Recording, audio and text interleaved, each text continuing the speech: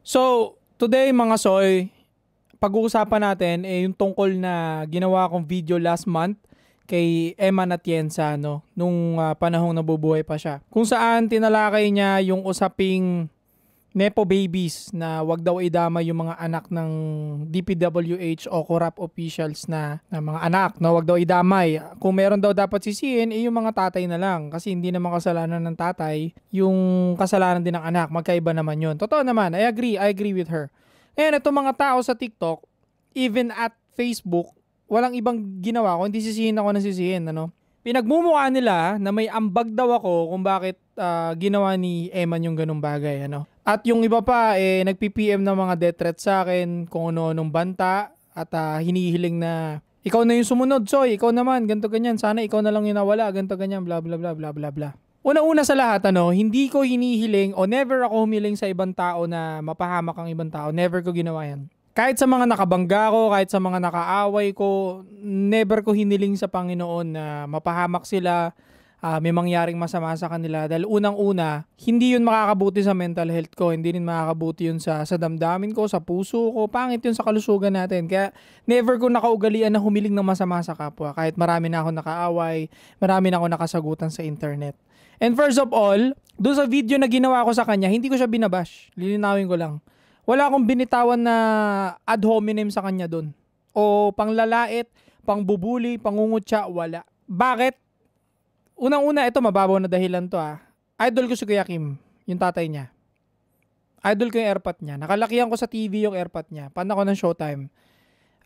Noon pa lang pinapanood ko na si Kuya Kim. Kaya hindi ko maiisip na atakihin yung anak niya in the first place. Kahit noon pa hindi kami nagkaintindihan sa usapin na masculinity at feminism. Siya, sinusulong niya feminism, ako masculinity. Although nagkakaroon ng mga debate, pero never ako humiling ng kung ano mang masama sa kanya. At kung iniisip niyo masaya ako sa nangyari, hindi yo. At kahit kanino man mangyari yun, hindi ako masaya. Dahil unang-una ayoko nga minawawalan ng buhay Pro-life nga ako Against nga ako sa abortion. Hindi ko alam kung bakit sinisisi nyo ako sa pagkawala niya. Hindi ko ginusto yon, hindi ko iniling yon. Wala akong naaalala na tao na binuli ko to the point na para mag-isip sila na kitilin yung buhay nila. Never ko ginawa sa isang tao yon. Although marami ako pang-aasar 3 years ago, 4 years ago, pero yung mga pang-aasar ko, I believe not to the point na nahihiling ako mapahama ka. Walang ganun. Wala akong naalalang ganun. At ito, papapanood ko sa inyo yung video na nire-re-upload nila. No?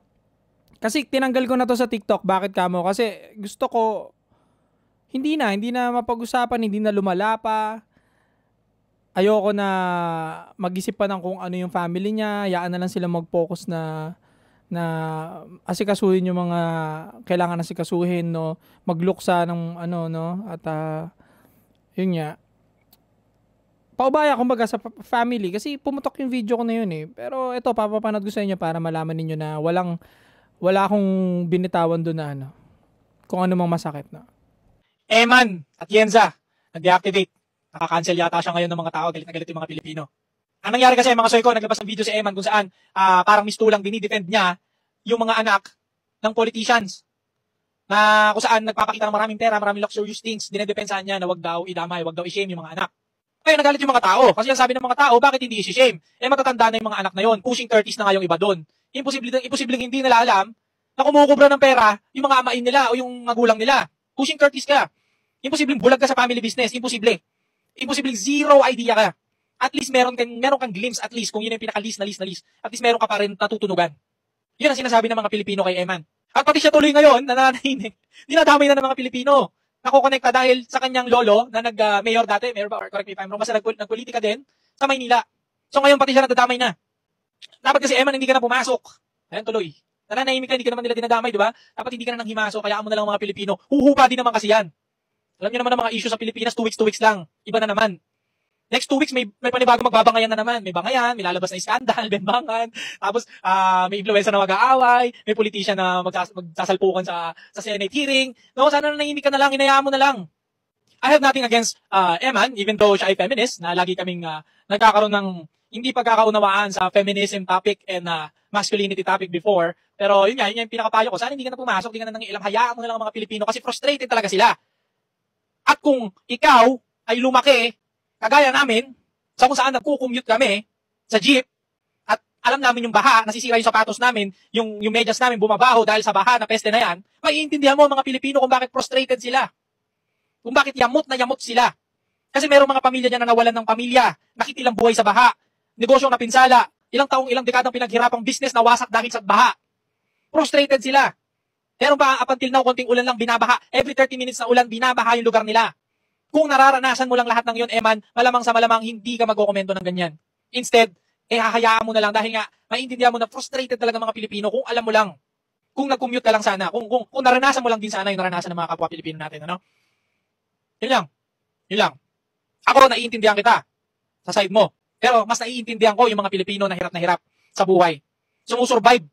8 hours a day, 10 hours duty a day, nagkukommute, binabaha pa. Commute, take note, commute yun. Sumasabit pa sa jeep minsan pagka puno. Hindi nyo alam yun.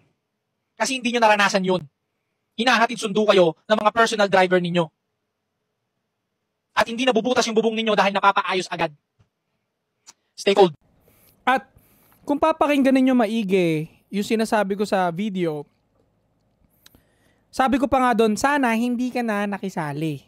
Dapat kasi, Eman, hindi ka na pumasok. Ayan, tuloy. Nananahimik ka, hindi ka naman nila dinadamay, di ba? Dapat hindi ka na nang himasok, kayaan mo na lang mga Pilipino. Huhupa din naman kasi yan. Alam niyo naman ang mga issue sa Pilipinas, 2 weeks lang. Iba na naman. Wag mo na kasing salihan tong issue na to. Yung DPWH. Bakit kamo? Kasi alam ko ugali ng mga Pilipino. Alam ko yung dumi ng utak ng mga Pilipino. Alam ko kung paano manlait ang mga Pilipino. Why? Kasi 5 years na ako dito sa TikTok. 5 years na ako sa internet. Alam ko na kung paano takbo ng mga karamihan ng Pilipino. Masasakit sila magsalita. Bully talaga ang mga Pilipino. Bully. Buong internet people ng Pilipinas, I would say 80% bully. Kupal. Kaya sinabihan ko si Eman that time do sa video ko na sana hindi ka na lang nakisali. Huwag ka na kasing kasi nga hindi ka naman sinisisi ng taong bayan. Concerned pa nga ako sa kanya kung tutuusin. Dahil alam kong masama ugali ng mga netizen sa internet. Lalo na frustrated sila dahil nga sa flood control, no? Alam ko na kung ano yung sasabihin nila. Lagi akong 3 step ahead sa mga internet worms yung mga bulate sa internet na masasakit magsalita. Alam ko na yan. Dinaanan ko na lahat yan. Ilang beses na akong binash, ilang beses na akong pinagsalitaan na masakit, pinagbintangan ng kung ano-anong bagay na hindi ko namang ginawa. Isipin mo yon. Kaya nilang umabot sa ganun. Kaya nilang bantaan ka, kaya nilang gumawa ng mga kung ano-anong nakakahiyang litrato mo, i-edit yung mukha mo. Lahat yan nadaanan ko na yan. Lahat ng masasakit, ultimo pamilya mo, dinadamay, ultimo mga kaibigan mo, nilalait, kinukutsa. Alam ko yan. Kaya nga sinabi ko doon sa video na sana hindi ka na nakisali. Hayaan mo na ang Pilipino kasi naiintindihan ko yung galit ng Pilipinas. Kasi nga, grabe naman talaga kasi ang baha sa Pilipinas. Grabe naman kasi talaga ang corrupt na ginagawa nila. Kaya yung mga Pilipino sa ibaba na nagko-commute, namamatayan sa baha, nasisiraan ng negosyo na ilang taon pinaghirapan, frustrated, sobrang galit. Para ikaw na sumalungat dun sa usapin na yon, talagang sasalubungin mo yung galit ng Pilipino. At again, both ko silang naiintindihan. Naiintindihan ko si Eman, naiintindihan ko din yung galit ng buong Pilipinas. Itong video na to hindi para sakyan tong issue na to Itong video na to para linawin ko sa inyo na ang kikitid ng utak ng mga toxic na tao sa internet. Kung ako sinisisi ninyo sa pagkawala niya, base sa aking rasyonal na pag-iisip, ang pinakamas dapat sisihin is yung kayong mga naninisi na tao. Kayo. Kaya kayo naninisi ngayon sa internet o naghahanap ng sisisihin, ayan na, si Moose, sinisisi rin ninyo. Ako, sinisisi rin ninyo. The rest na content creator na nag-content sa kanya nun, sinisisi rin ninyo. Dapat sisihin dito, kayo. Yung mga sisi ng sisi. Kayo, yung mga salita ng salita na masasakit sa internet. Kayo dapat. Actually, kaya lang naman naninisi itong mga netizen na to. Kasi, kumbaga para malinis na lang yung guilt nila sa loob nila. Pero alam nila sa sarili na kayo ang mga netizen ang pinaka may kasalanan niya sa part na yan. But then again, rest in peace kay Eman. Nakakalungkot man ito, especially sa family niya, condolence sa family niya, sana maging maayos ang lahat, no? Magpakatatag yung buong family ni Eman. Wala. Again, ulitin ko, walang may kagustuhan na ito. Even me, nalungkot ako, lahat kami, mga friends namin. Syempre, kahit sabi mong hindi kami nagiging okay sa debate noon, sa mga content noon na na-stitch dahil nga sa mga maling iba-ibang mga pinaniniwalaan, iba't ibang mga pinaglalaban, hindi ko pa rin hihilingin yan na mangyari sa isang tao. And kahit hindi kami nagkaka-agreehan sa mga video noon, meron pa rin respeto. Naniniwala ako na may respeto siya sa akin, may respeto pa rin ako sa kanya. No, even mga kaaway ko na lalaki noon, nire-respeto ko pa rin yan. At kapag sila nabalitaan ko na pahamak, malulungkot pa rin ako. Even my enemy, ganun ang totoong may utak at nasa masculine world. Kaya mong respetuhin even your enemies. Kahit yung mga nakaaway kong lalaki noon, kaya ko silang respetuhin. At kapag sila napahamak, nabalitaan ko napahamak, o kung ano man nangyaring masama, hindi mo ko makikitang matatawa. Bagkos, malulungkot pa rin. Kasi tao pa rin ako, tao pa rin sila, may pamilya pa rin nagmamahal sa kanila, at may puso pa rin ako, may damdamin pa rin ako, may mga mahal din sila sa buhay na malulungkot at alam kong hindi magiging masaya. Kaya ganun din na mararamdaman ko, no? Sobra kasing toxic na yung mga tao sa internet. That's why lagi ko sinasabi sa mga soy ko, lagi ko sinasabi sa mga fan ko na magpakatatag, mag-exercise, magpalakas palagi ng katawan dahil naniniwala ako na kapag ikaw ay may healthy katawan, nag-exercise, binabalance mo yung life mo, hindi lang laging work, binabalance mo lahat, at may Panginoon ka sa puso, sobrang naniniwala ka sa Panginoon, sinasandalan mo ang Panginoon, hindi ka tatablan ng kahit anumang bully. Ako, yan lang lagi ko sinasandalan, Panginoon. Real talk yan, Panginoon. Kaya kahit anong down sa akin sa internet, kahit anong bash sa akin sa internet, hindi tumatagos. Kasi nandiyan yung Panginoon no? But then again, dapat hindi na talaga tayo dapat magsisihan sa totoo lang. Walang may gusto niyan, walang may gusto sa nangyari. Meron kaming isang content na naaalala ko na wala naman kaming tinutukoy. Actually, wala talaga. General lang yung topic namin. And then, in-stitch niya ito, tapos pinakita niya na ganito, ganyan, na okay naman yung feminism. Bakit kadalasan ng feminism, mampapangit, no? Pero hindi yung matatabang, wala nakitang feminism na sobrang latsa. And then, napanood namin yon, binabash ako ng binabash sa comment section. Ipapakita ko sa inyo yung ang daming comment na masasama, masasakit, even pinrivate message pa nila ako na mga kung ano-ano man. Then okay lang. Kasi ako naiintindihan ko talaga yung internet na ganyan talaga sila eh. Kumbaga, masakit talaga sila magsalita yung mga yan. Kasi mga wala namang ginagawa yan sa buhay nila. Kaya yung mga frustration nila, nilalabas nila sa'yo. Kasi ikaw yung kilala nila. That's why, ang internet, ang pagiging influencer, pagiging content creator sa internet, para sa akin naniniwala ako, dapat may pusong bato ka. Dapat yung puso mo adobe, bato. Dapat matibay ka. Dapat may sandalan ka lagi, nakasandal ka lagi sa Panginoon. Kapag hindi ka nakasandal sa Panginoon, hindi ka nag-ehersisyo, tapos isang mabasa mo lang na bash, masyado mong binibigyan ng power yung salita nila sa internet, magigiba ka, mahihirapan ka, magkaka-anxiety ka, madedepress ka. Lahat yan madadaanan mo kapag hindi ka ready. So sa mga tao dyan na nagbabalak pumasok bilang content creator, influencer, winawarningan ko na kayo. Sobrang toxic po talaga ng internet. And naniniwala ako na hindi nyo mai-stop. Kahit lahat tayo ng influencer, lahat tayo content creator na magsulong to stop bullying, stop yung masasakit na comment, stop yung ganito, yung ganyan, hindi nyo matitigil yung mga kupal at mapang-asar na tao sa internet. Hindi nyo matitigilan yan. Hindi nyo mapipigilan yan. Tinry na pigilan ni Mark Zuckerberg yan. Pinagbaban niya lahat ng mga pangit na salita but still nakakagawa pa rin ng paraan para manglait ang tao. Kasi nature na talaga yan ng mga frustrated na tao. Nature na yan ng mga taong hindi masaya sa life nila. Ano ba ginagawa ng taong hindi masaya sa buhay nila? Naninira ng buhay ng iba. Naninira ng masaya. Gusto nila miserable din yung iba, kagaya ng pagiging miserable nila. Hindi dahil sa against ako ang tinutukoy ko, being rational person, being rational mag-isip, naniniwala ako na papunta sa imposible kung paano nyo mapipigilan. Sige, kung paano nyo mapipigilan, bigyan nyo ako ng idea. Lahat tayo mag-welga, lahat tayo magsusulong, lahat tayo gagawa ng video. Guys, stop bullying, stop this, stop that. Hindi maganda bullying, hindi maganda manglait, hindi maganda ganito. 100% sure hindi nyo pa rin mapapatigil yan. Buong mundo po yan, problema na yan sa internet. Kasi nabigyan na ng kalayaan magsalita yung mga, wala namang kalayaan magsalita dati. Kasi yung mga tao na yan dati, sa TV, nanonood sila ng TV show, nagbabad comment na talaga mga tao, pero sa bahay lang nila kasi wala namang makakarinig, sila lang. Hindi gaya ngayon, natatype na nila yung gusto nilang sabihin, kaya naririnig natin lahat yung mga gusto nilang sabihin, nababasa natin lahat yung mga gusto nilang sabihin, kahit yung mga normal na taong walang bilang, kaya na nila sabihin yun. So, paano mo ba ito malalabanan? Paano mo ba ito maiiwasan? Is, ikaw na lang kung magbibigay ka ng power dun sa sinasabi ng mga wala namang ganap sa buhay mo. Nasa sayo na lang kung bibigyan mo ba ng halaga yung binibitawan na salita nung hindi mo naman kilala. Yung comment ng isang taong hindi mo naman kilala. Diba? Ako natatawa na lang ako pag may nagko-comment ng masama sa akin tapos pagtingin ko anime yung profile. Si Ichigo yung profile picture.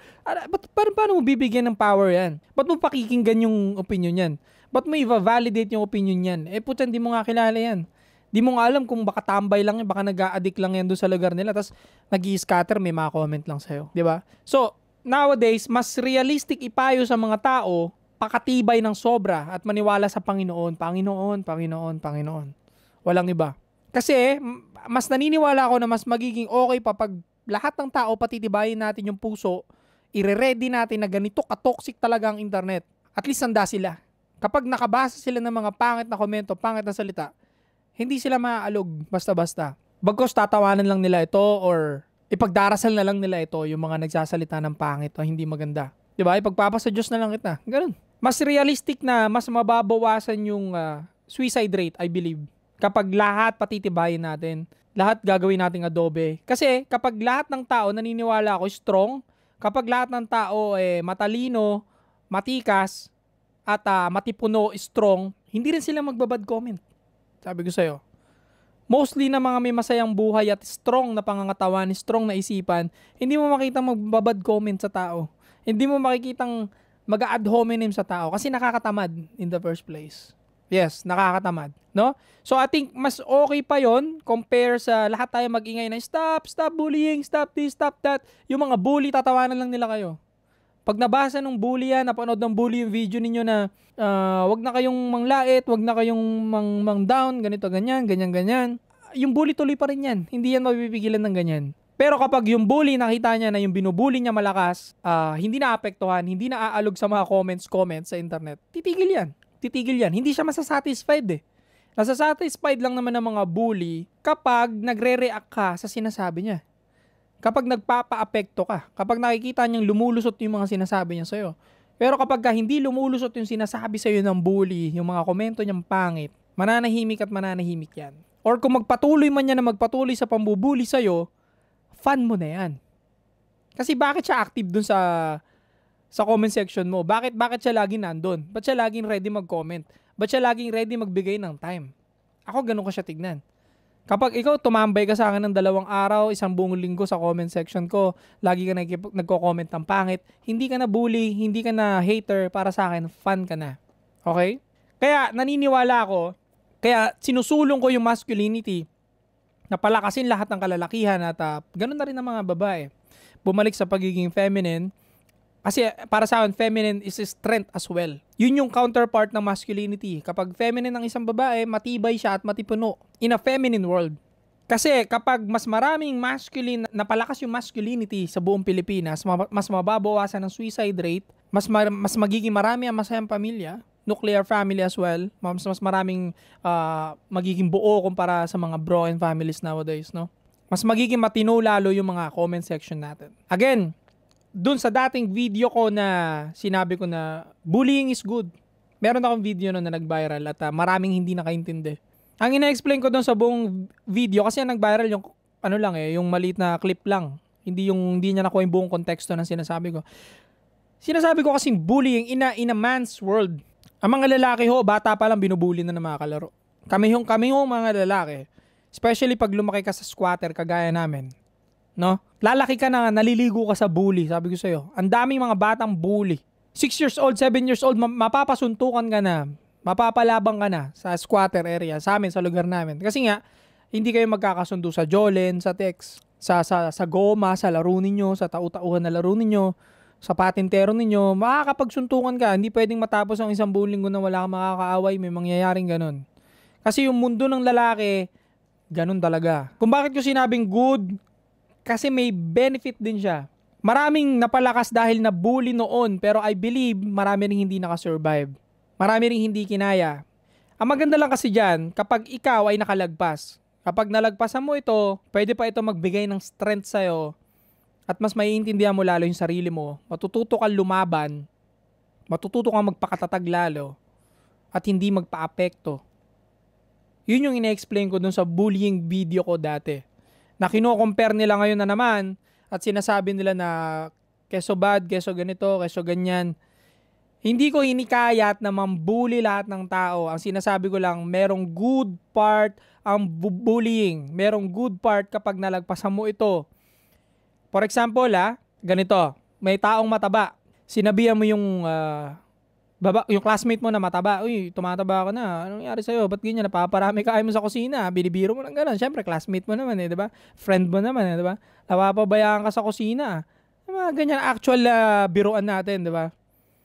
Pag tinake niya ito na, napapabayaan ko na sarili ko. Pag nag-self-reflect siya, pwede niya itong malagpasan, pwede niya itong matrabaho, at magiging aware siya lalo. Marami kasi mga tao na hindi napapansin yung sariling baho nila, hindi napapansin yung sariling pagkakamali nila, bagkus kailangan tapikin. Maraming ganyan tao. Ako, mataba ako noon. Isa rin ako sa pruweba na natapik ako ng bullying. Kasi nga, binubully ako, taba ako na. Uy, daw, ang baba mo tumalon. Nagbabasketball kami, di ba? Hinihingal na ako. Kasi ang taba ako Ang baba ako tumalon. Ano ginawa ko? Nagpapayat ako. From 110 kilo, 105 kilo, ano na lang ako ngayon? 75, 73. Isipin mo yung laki ng binawas ko. 30 kilo. O sa makatuwid, parang mga 80 pounds. Ang laki. Sobra. Di ba? Kung nagawa ko, magagawa nyo rin. Ngayon, kung tanga ka at ang pagkakaintindi mo sa ina-explain ko ngayon na ganito, na bullying is good, meron ding magandang part to, pero may nakakasama din, Kapag ang pagkakaintindi mo yung bugbugan, yung nananaksak, na bully, yung walang ginawa kundi mandarag ng tao, pumapatay ka na. Ang mga tinutukoy kong part ng bully o pangungutya, is yung pwede mong ma-improve sa sarili mo. Yung pwede kang matutong lumaban dahil sa pangungutya sa'yo, dahil sa pandadarag sa'yo sa school, natuto kang mag-boxing, natuto kang mag-muay thai. Dahil sa pandadarag sa'yo wala kang pera, natuto kang mag-ipon ng pera. Dahil sa pandadarag sa negosyo mong maliit, natuto mong palakihin yung negosyo mo. Even yung mga billionaire, saan ba nagsisimula yung mga storya nila, nabully sila noon. Di ba? Even Atong Ang, even mga idol natin na mayayaman, sila Henry C., sila Ramon Ang, pag pinakwento mo yan, nadarag yan. Ilang beses. Baka daan-daang beses nadarag yan sa buhay nila. Anong ginawa nila? In-overcome nila yung mga pandadarag ng ibang tao. Yung mga pangungutya, yung mga pangat na sinasabi ng ibang tao, anong ginawa nila? Pinapatunayan nilang hindi totoo yun. Elon Musk, pinagtawanan yung mga rocket niya noon na bumagsak ng palpak. Anong ginawa niya? Nanggigil siya, pinatunayan niyang tama pa yung idea niya. Okay yung idea niya. Nag-success, di ba? Lahat ng hater niya, tameme, napatunayan niyang tama siya. Walang naniniwala dati sa electric car, napatunayan niya. Lahat yung pinagtatawanan. Di ba? I know, merong part ng bully na hindi makakaligtas ang tao, hindi niya kayang i-survive, naiintindihan ko. Masakla pag nangyari yung ganung part. Again, hindi ko hinihikayat na mambully yung ibang tao, bagkus hinihikayat ko na magpalakas tayong lahat at malagpasan natin yon. Dahil after nun, naniniwala ako sa mga pangungutya ng ibang tao, which is hindi naman talaga mapipigilan. Even ka-work mo, mapangasar, even sa school may mga nambubuli. Kahit may kaso na, kapag nambuli ka, hindi pa rin nila napapahinto. Imagine. May ginawa ng batas, bawal mambuli. May ginawa ng batas, bawal mangutya. Napigilan ba yung pangungutya sa trabaho mo? Napigilan ba yung pangungutya sa school mo? Napigilan ba yung pangungutya sa'yo sa internet? No. May cyber libel na, napigilan ba yung mga bad comments? No. Ano pinaka-the best gawin? Magpalakas ng isip, magpalakas ng katawan, maniwala sa Panginoon. Kapag hindi mo kaya ang pangit na sinasabi nila sa iyo sa internet, sumbong mo sa Panginoon. Magdasal ka. Siguro it's time na para bitawan mo yung cellphone mo muna. Maglakad-lakad ka, magpa-araw ka, no? Para sa akin, pinaka naaapektuhan ng sobra-sobra lagi sa internet ng mga sinasabing pangit is yung mga taong masyadong babad kasi sa internet, masyadong ma-cellphone, masyadong Ultimo kakain na lang, magsa-cellphone pa. Ultimo nasa simbahan na, magsa-cellphone pa. 'Di ba? Masyado nang mahaba yung time mo sa cellphone kaya ka naapektuhan sa sinasabi ng tao. Hindi ka maapektuhan sa bagay na hindi mo nakikita at hindi mo naririnig, tanda mo yan. So kung hindi mo laging hawak cellphone mo, paano ka masasaktan? Kung hindi mo nga nababasa yung sinasabi. At pangalawa, kung masakit yung sinasabi niya, kausap mo lagi yung Panginoon eh. So bakit ka maapektuhan? Makwento ko lang sa inyo. Nung time na inulan ako ng bash, no? Ito lang. At pangit yung sinasabi ng mga ibang tao, una ko iniisip, sino ba to? Makakasama ko ba to? Hindi naman. Hindi ko alam kung taga-san to eh. So hindi nagma-matter. Kasi, bakit mo bibigyan ng matter yung taong hindi mo naman nakakasama eh. Wala namang benefit sa life mo eh. So bakit bibigyan mo ng bigat yung sinasabi niya sa'yo, di ba? Sino ba yan? Buti kung si Elon Musk yan. Buti kung sobrang idol mo yan, pwede pa. Sobrang idol mo yung tao na yan, tapos sinabi niya ng mali yung ganito. Mas masakit pa nga minsan pagka binanata ka ng constructive criticism eh. Yung maayos na pang-criticize. Tingin ko mas masakit pa yung minsan eh, no? At anyway, napahaba na yung kwentuhan natin, ano? In this video, gusto ko lang linawin na wag na kayo maghanap ng sisihin kasi nga, the more na naninisi kayo sa pagkawala ng tao, parang wala na kayong pinagkaiba sa mga basher niya noon. Kasi ganyan din ang ginagawa nila noon. Naninisi. 'Di ba? Nangyari na nga sa kanya, gusto nyo naman mangyari sa ibang influencer. Biruin niyo, sinasaktan nyo na naman yung damdamin ng ibang mga influencer. Sila Moose, nakikita ko sa comment section, sa iba pang mga influencer na nag-content, kahit hindi naman yun ang intention nila, sinisisi ninyo. Ganyan kayo ka-toxic. No? Hindi na kayo natuto. Again, walang masaya sa nangyari. Sana hindi na to masundan, yung mga ganito pangyayari. Nakakalungkot to. Sobra, napakabata pa ng tao. Huwag na kayo maghanap pa ng sisisihin. Hayaan nyo yung mga pamilya ni Eman na magluksa na maayos at rest in peace, Eman. Stay cold.